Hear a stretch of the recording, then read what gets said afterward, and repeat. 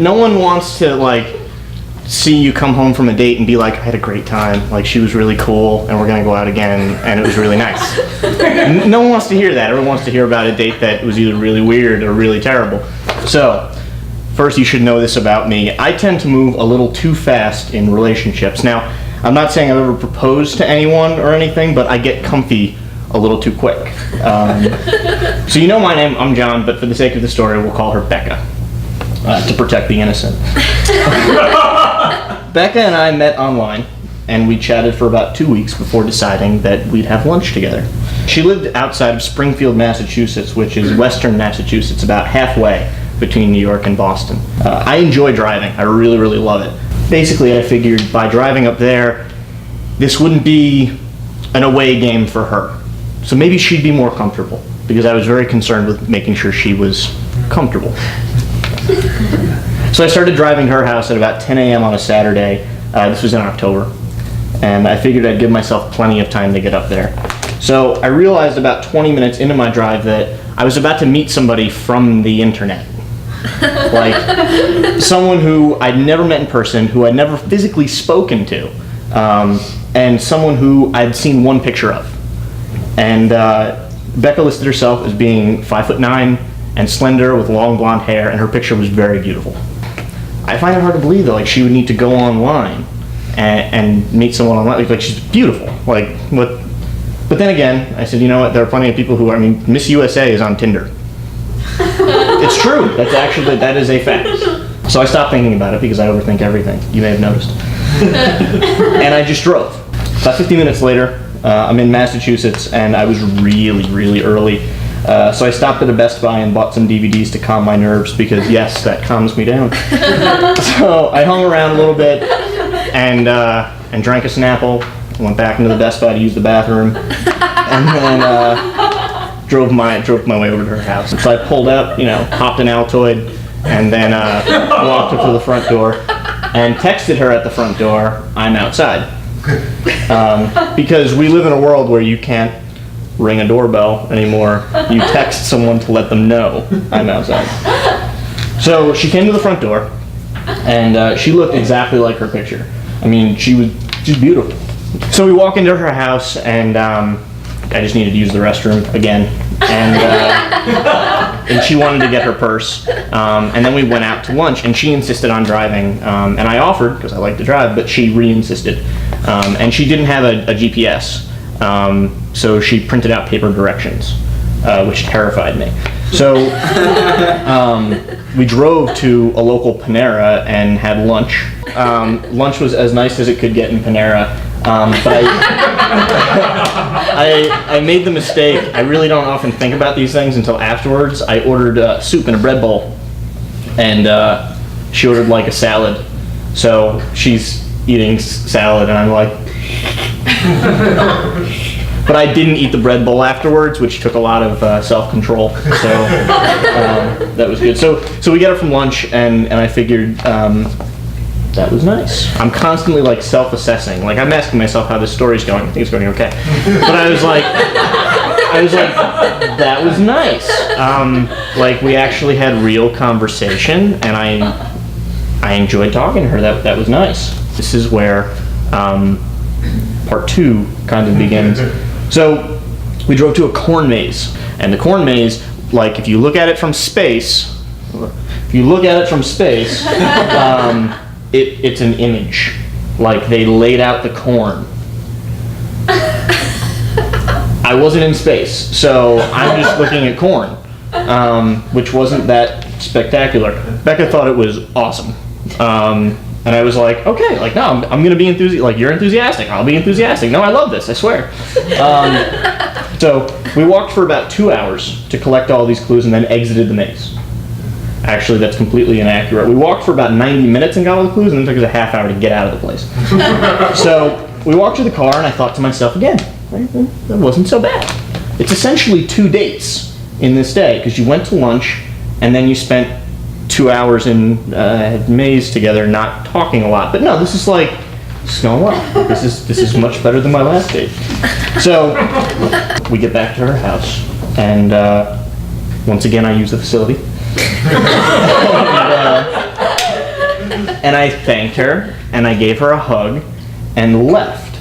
I'm driving away, and I'm about to get on 91 to go south, and then I slam on the brakes, and I realize I don't have my sunglasses. And the previous July, after graduating from college, I wanted to treat myself, so I bought myself a pair of Persol 714s. And those are the sunglasses that Steve McQueen wore in the Thomas Crown Affair, and they're really cool. And they were the most expensive item that I ever bought for myself. They were a car payment, essentially. And I think they're cool, and everyone wears Ray-Bans, so I was like, I'm gonna be cool, and I'm gonna be different. And I'm like, center console, no. Pockets, no. Check the little sunglass hold, no. Okay. Well, they're on her counter.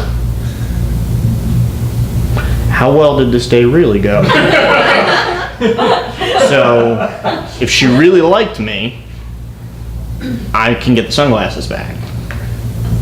If she didn't like me that much, she just got my sunglasses.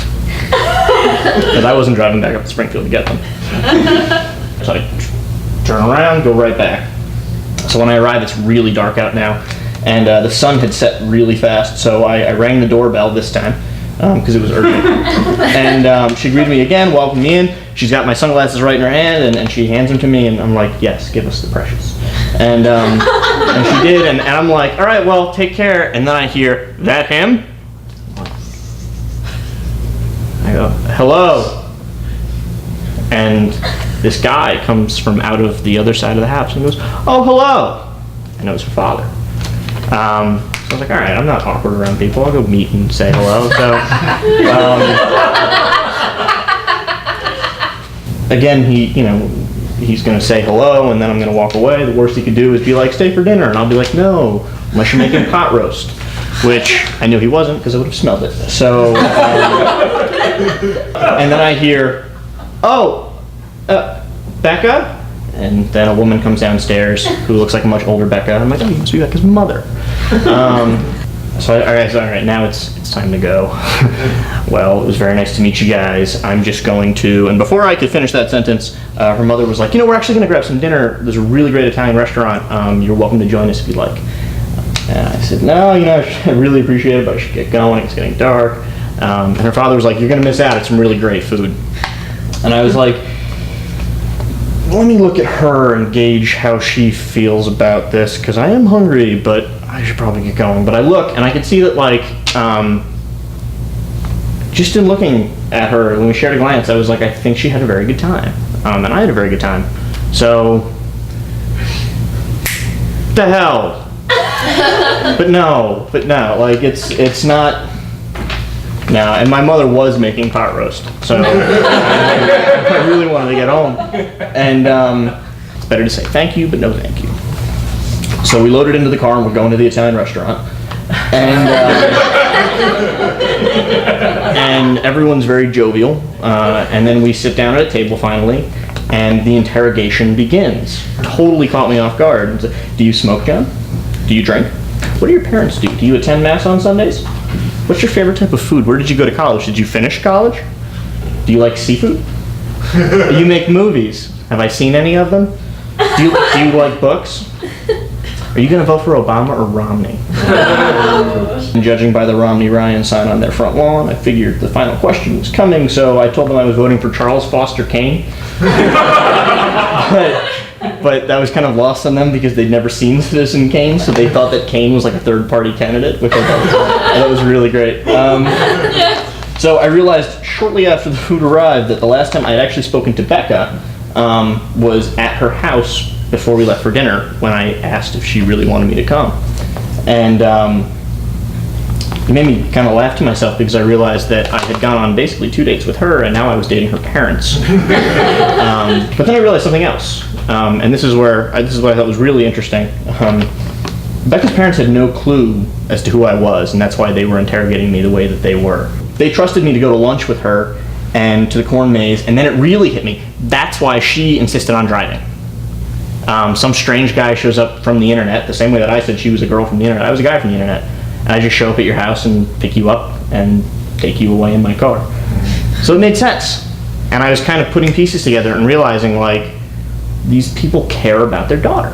So that's what I told myself as it was happening, and I believe that's pretty accurate. And we talked some more and left, and as I walked to my car to finally leave, her mother called after me, and she was like, "Let me know when we can get together and like meet your parents." But that was moving a bit too fast.